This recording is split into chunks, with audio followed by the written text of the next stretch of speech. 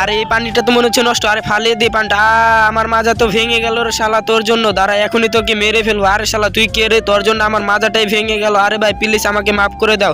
আরে আচ্ছা ঠিক আছে তোকে মাফ করে দিলাম, এখন তুই বল, তুই আমাকে যেহেতু বের করেছিস তোর 3টা ইচ্ছে পূরণ করবো। আচ্ছা ঠিক আছে তুমি আমাকে 2 মিনিট সময় দাও। আচ্ছা তোকে প্রথম ইচ্ছে পূরণ করে দিলাম, 2 মিনিট সময় দিলাম, তারপর কি হয় সেটি দেখার আগে বন্ধুরা এই ছবিটিকে মন থেকে ভালোবাসলে ভিডিওতে লাইক দিয়ে চ্যানেলটা সাবস্ক্রাইব করো।